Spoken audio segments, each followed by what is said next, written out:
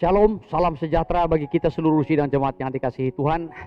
Kiranya tangan kasih Tuhan memberkati kita sekaliannya dengan kekuatan, kesehatan, bahkan perpanjangan umur. Kembali kita dipertemukan oleh Tuhan dalam program kita, program Pagi Damai. Kali ini kita akan mengikuti edisi Perdamaian dan Kesucian yang dikutip dari kitab Ibrani, dari pasal 12, dari ayatnya yang ke-14. Saya bacakan terlebih dahulu untuk kita sekaliannya sidang jemaat Tuhan. Demikianlah firman Tuhan. Berusahalah hidup damai dengan semua orang dan kejarlah kekudusan. Sebab tanpa kekudusan tidak seorang pun akan melihat Tuhan. Puji Tuhan. Ini ajakan bagi kita supaya kita berusaha untuk hidup damai dengan semua orang. Tidak dicatat apakah ini kepada orang-orang yang di dalam Tuhan atau tidak dicatat, tetapi dikatakan kepada semua orang. Ya, tentu ini mencakup kepada keseluruhan. Apakah kepada orang di dalam Tuhan ataupun orang di luar Tuhan. Kita harus berusaha untuk hidup damai. Ini yang pertama. Baru hal yang kedua dikatakan, dan kejarlah kekudusan. Ya, kejarlah kekudusan. Usahakanlah kekudusan. Sehingga orang yang kuduslah nanti yang akan dapat melihat Tuhan. Itu berkatnya, akan melihat Tuhan. Nah, kita perhatikan saudara, dimulai dari yang pertama, supaya kita berusaha untuk hidup damai dengan semua orang. Jadi Tuhan mengajak kita untuk berdamai dengan semua orang. Kenapa saudara? Ya, sebab Tuhan menghendaki kita supaya kita berjalan di dalam kasih. Itu kehendak Tuhan. Ya, Tuhan menghendaki kita berjalan ataupun hidup di dalam kasih. Kalau kita bicara tentang kasih, ya ini bicara tentang mengampuni. Orang yang mengasihi tentu akan mengampuni. Kalau kita mengampuni, maka akan ada perdamaian. Ya, jadi Tuhan menghendaki kita supaya kita berjalan ya dengan kasih atau di dalam kasih. Berjalan di dalam kasih itu artinya hidup dengan kasih. Saya kutip dulu satu ayat dari kitab Efesus dari pasalnya yang kelima, ayatnya yang kedua. Demikian, dan hiduplah di dalam kasih, sebagaimana Kristus Yesus juga telah mengasihi kamu dan telah menyerahkan dirinya untuk kita sebagai persembahan dan korban yang harum bagi Allah. Nah, dikatakan di sini, dan hiduplah di dalam kasih. Ya, kalau dalam terjemahan lama itu dikatakan berjalanlah di dalam kasih. Ya, Tuhan menghendaki kehidupan kita supaya kehidupan ini kita jalani di dalam kasih. Bicara tentang kasih, tentu ada pengampunan. Kasih itu mengampuni. Jangan kita berkata kita mengasihi tetapi kita tidak mengampuni. Kasih itu mengampuni. Kalau ada pengampunan, maka terciptalah perdamaian. Ya. Kenapa tidak ada perdamaian? Karena tidak ada pengampunannya. Ya, jadi kasih itu memberi pengampunan. Sehingga ada perdamaian. Apalagi kalau pengampunan itu ataupun perdamaian itu, ya saudara, bergantung kepada kita. Artinya orang yang menyakiti kita, orang yang menyakiti kita. Nah, jadi pengampunan itu seharusnya dari kita. Kita yang mengampuni orang yang bersalah. Apalagi kita yang seharusnya memberikan pengampunan. Supaya kita memberi pengampunan. Sebagai bentuk kita berjalan di dalam kasih. Ataupun kita hidup di dalam kasih. Di dalam Roma pasalnya yang ke-12. Dalam ayatnya yang ke-18 dikatakan firman Tuhan seperti ini. Sedapat-dapatnya kalau hal itu bergantung padamu, hiduplah dalam perdamaian dengan semua orang. Ya, sedapat-dapatnya katanya. Kalau hal itu bergantung kepadamu. Ya, sebagaimana tadi disampaikan, kalau orang yang bersalah kepada kita, ya kan bergantung kepada kita. Kalau kita beri pengampunan, berarti terjadi perdamaian. Kecuali kita tidak beri pengampunan, ya kita tetap menyimpan kepahitan, kebencian, ya saudara, ya luka-luka batin di dalam hati kita. Ya tidak menutup kemungkinan kita pernah disakiti. Ya mungkin disakiti oleh saudara kita sendiri. Apakah saudara kandung kita? Apakah saudara kita di dalam Tuhan? Ya, apakah mungkin teman kita? Ya saudara, ya orang-orang muda, apakah pergaulanmu mungkin menyakitimu? Mungkin dalam nikah rumah tangga, apakah pasanganmu yang menyakitimu, yang berkhianat kepada dirimu? Ya, apakah suamimu, apakah istrimu yang menyakiti? Apakah anak-anakmu yang menyakiti hatimu? Atau mungkin orang tua yang menyakiti anak-anaknya? Tidak menutup kemungkinan, apalagi pada zaman sekarang ini, saudara. Kita melihat bagaimana dosa yang terus semakin meningkat, kejahatan yang juga terus semakin meningkat. Ya, saudara yang terkasih, tidak menutup kemungkinan mungkin kita merasa dihianati, mungkin kita merasa kita disakiti, dilukai. Ya, mungkin dengan perbuatan, mungkin dengan kata-kata, melalui sikap hidup, dan mungkin dengan cara-cara yang lain. Ya, tetapi sedapat-dapatnya kalau hal itu bergantung kepada kita, kita yang seharusnya memberi pengampunan, mari kita berikan pengampunan supaya terjadi perdamaian. Ya, oleh sebab itu tadi saya berikan temanya perdamaian dan kesucian. Berdamailah dengan semua orang. Kehendak Tuhan supaya kita berdamai dengan semua orang. Sebagaimana Tuhan sendiri pun berdamai dengan semua manusia. Tuhan tidak memandang bulu. Tuhan tidak hanya, ya saudara, datang kepada bangsa Israel, mengampuni bangsa Israel, tidak.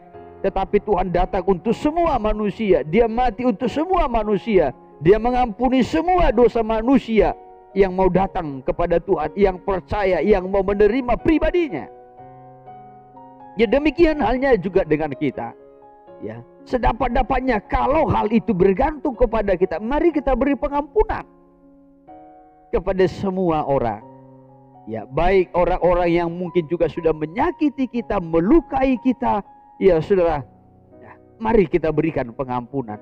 Hukum pengampunan itu adalah kalau kita mengampuni, maka Bapa di sorga juga akan mengampuni kita. Tapi kalau kita tidak mengampuni, Bapa di sorga juga tidak akan mengampuni. Itu hukumnya, hukum pengampunan. Saya kutip kitab Injil Matius pasalnya yang ke-6, Matius pasal 6 dari ayatnya yang ke-14 sampai kepada ayatnya yang ke-15. Demikian firman Tuhan. Karena jikalau kamu mengampuni kesalahan orang, Bapamu yang di sorga akan mengampuni kamu juga. Tetapi jikalau kamu tidak mengampuni orang, Bapamu juga tidak akan mengampuni kesalahanmu. Nah, jadi hukum mengampuni itu, kita beri pengampunan, maka kita pun akan diampuni. Kalau kita mengampuni orang lain, maka Bapa di sorga juga akan memberikan pengampunan kepada kita. Itu hukumnya. Ya, tetapi kalau kita tidak mau mengampuni, ingat dosa saudara juga tidak akan diampuni. Kalau engkau tidak mau mengampuni temanmu, engkau tidak mau mengampuni saudaramu, engkau tidak mau mengampuni pasanganmu, siapa saja mungkin yang menyakitimu, tidak menutup kemungkinan engkau disakiti, dilukai. Ya, tetapi berilah pengampunan supaya Bapa di sorga mengampuni. Ketika kita memberikan pengampunan, maka terjadilah perdamaian. Kita bisa memberi pengampunan karena kita berjalan di dalam kasih. Kita hidup di dalam kasih. Ya, tetapi bukan hanya berdamai dengan semua orang. Tadi juga dikatakan dalam kitab Ibrani pasalnya yang ke-12 dalam ayatnya yang ke-14. Kejarlah kekudusan. Kekudusan itu harus dikejar. Kekudusan itu harus diusahakan. Artinya mengampuni itu harus betul-betul dari dalam hati yang tulus dan murni. Ya, mengampuni itu bukan karena maksud-maksud, yang loba. Ya, saudara, artinya karena ada keuntungan kalau kita mengampuni seseorang, kita mendapat suatu keuntungan lalu kita mengampuni, tidak. Tetapi kita mengampuni dari hati yang tulus. Kita mengampuni bukan karena terpaksa. Ya, kita ampuni karena terpaksa. Kenapa terpaksa? Mungkin kita takut. Ya, takut terancam atau ancaman dan lain sebagainya. Ya, atau kita mengampuni karena motivasi-motivasi yang lain, tidak. Tetapi kita memberikan pengampunan dari hati yang tulus, dari hati yang murni. Ya, dari suatu kejujuran. Kita memberi pengampunan. Kita memberi pengampunan itu karena kasih. Ya, saudara. Ya, kita beri pengampunan dari hati yang tulus murni.